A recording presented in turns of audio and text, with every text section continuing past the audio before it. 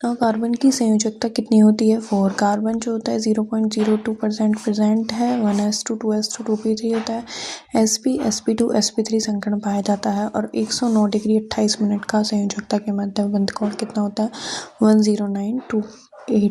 Carbon की जो ज्यामिति होती है ज्योमेट्री समचतुष्फल की होती है और इसके अलावा इसमें हाइड्रोजन परमाणु के लगभग जुड़कर क्या बनाते हैं हाइड्रोकार्बन बनता है। कार्बन संयोजकता आवरण बनाने की प्रकृति रखता है, इस साझेदारी बंध निर्माण करता है। S2 में केवल निम्न में से किसका क्वथनांक सबसे ज्यादा है, दैट्स पॉइंट।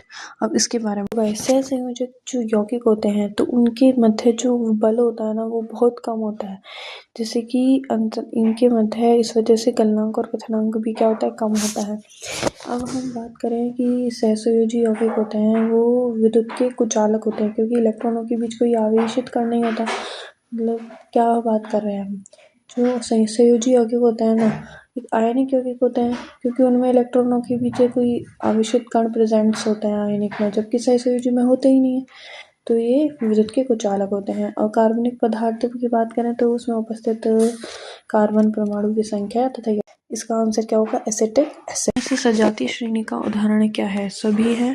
और प्रथम कार्बनिक यौगिक है यूरिया। कार्बनिक यौगिक कहते किसे हैं, तो कार्बनिक यौगिक वे यौगिक होते हैं जिसमें कार्बन हाइड्रोजन संयोग करके अणुओं के निर्माण करते हैं, तो वो होते हैं कार्बनिक यौगिक। कार्बन परमाणु स्थायित्व प्राप्त करने के लिए किससे हाइड्रोजन हुआ, नाइट्रोजन हुआ, कार्बन हुआ, तो उससे संयोग करके एक अणु का निर्माण करते हैं जिससे वो स्टेबिलिटी आती है। इसके अलावा परमाणु भी स्थायित्व प्राप्त करते हैं, तो ये होते हैं कार्बनिक यौगिक। प्रथम कार्बनिक यौगिक यूरिया था और कार्बनिक यौगिक पदार्थों में अमोनियम सल्फेट और पोटेशियम साइनाइड को गर्म करके बनाया गया, जिसे किससे बनाया गया अमोनियम सल्फेट और पोटेशियम साइनाइड को गर्म करके। ये होता है हाइड्रोकार्बन जिसमें अचक्रीय होते हैं चक्रीय, साइक्लिक और नॉन साइक्लिक। साइक्लिक में जो नॉन साइक्लिक में जो होते हैं वो संतृप्त होते हैं और सैचुरेटेड अनसैचुरेटेड।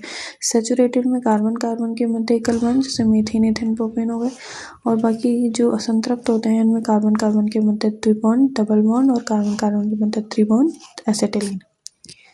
ना हम बात करें कि एलिसाइक्लिक यौगिक और ये सब जो होते हैं वो क्या होता है चक्रीय से हाइड्रोकार्बन है जो काले धुएं के समान जलते हैं जैसे एरोमेटिक।